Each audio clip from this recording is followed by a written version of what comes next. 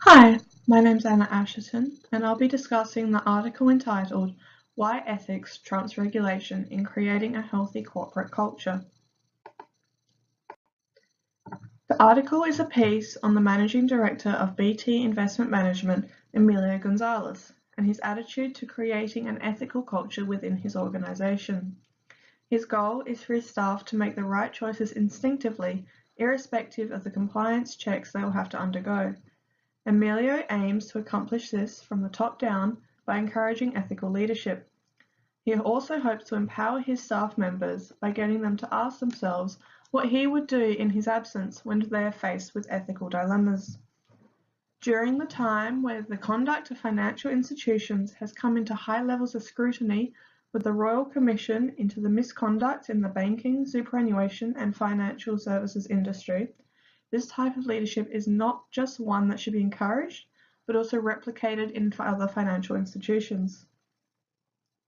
Gonzalez's view is that there should be something other than compliance guiding his employees' actions, and it's one that is supported in the paper written by Ori, Blair and Kershaw entitled Between Law and Markets, Is There a Role for Culture and Ethics in Financial Regulation? They made a compelling argument in why using regulation alone to reduce suboptimal behaviours and outcomes within financial institutions is not an ideal solution. Organisational regulations alone are often highly ineffective and crude for containing, let alone preventing, the social costs of market failure. Having ethical leadership within the business also causes several intrinsic benefits for the organisation. Wang and Yang have identified that there is a link between the level of ethical leadership and positive outcomes on employee behaviour and attitudes.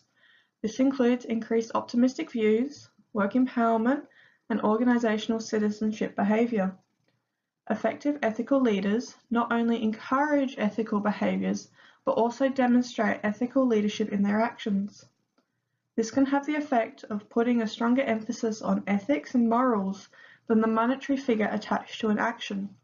Hence, Wang and Yang predict that ethical leadership will result in employees not putting the financial consequences first in their decision-making process when they are faced with ethical issues. Emilio echoed this when he was quoted that every now and then you must sacrifice some volume, give away that sale for the betterment of the client. However, for truly ethical behaviour to thrive, work must first be done to ensure that the corporate governance arrangements do not result in genuine efforts to foster the formation of ethical behaviour being crowded out. This often occurs as precedence is given to the financial interests of stakeholders, thereby creating incentive structures which reward opportunistic behaviours. This ties into the organisational cultural research conducted by Fisher. For there to be harmony between the fiducial, regulatory and ethical responsibilities of financial institutions, it is crucial that their actual practices and actions are aligned with their formal standards. Without this clarity, employees will be hindered in their decision-making when faced with ethical issues, forcing them to rely on their personal judgment, which may be influenced by external factors such as remuneration and bonus structures.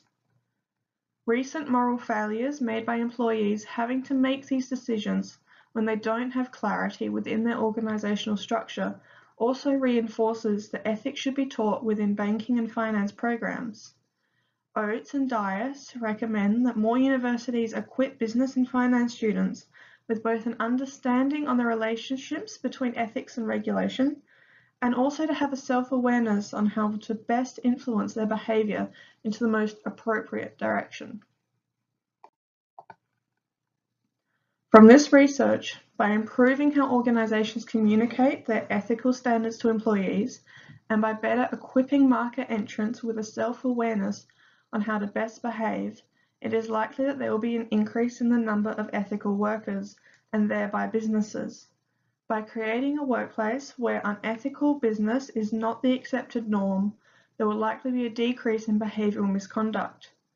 This will have the benefit of reducing the monetary costs relating to misconduct, such as trading losses from taking on too much risk, fines and settlements, litigation costs, and forced capital provisions. Unethical behaviour that has been made public will also have an adverse effect on the share price and profits of a company. A prime example of this is AMP, whose recent admissions of misconduct during the Banking Royal Commission have led to a reduction in their market capitalisation of approximately $2 billion and a fall in their underlying net profit of 7% from $533 million to $495 million in the last year. While there have been several significant benefits to implementing a highly ethical culture within the financial sector in the long term, there are several negative short-term consequences that will likely arise. For most of the financial institutions, the implementation of an ethical culture that aligns with their regulatory requirements will require a significant transformation to their organizational culture. For this change to be effective, it needs to not just be communicated to employees, but demonstrated by the leadership teams and have action taken against staff members who do not adhere to the expected ethical behavior. This will likely take resources away from the regular processes within the organization, resulting in a decline in efficiency within the organization during the period of cultural change.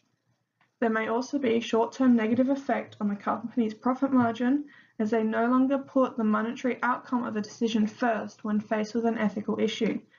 This may cause issues with the stakeholders who are dependent on the company's profits. However, it is important that financial institutions do not just follow regulations, but also ensure that there are appropriate frameworks in place for their employees to be able to make the most ethically appropriate decisions when faced with an issue. If done successfully, there will be long-term benefits for the company, both in the lack of issues, but also morale of their personnel. These long-term benefits significantly outweigh the negative impacts upon the firm in the short term, and if not undertaken, may result in damage to the brand of the organization and their reputation. Thank you for your time tonight.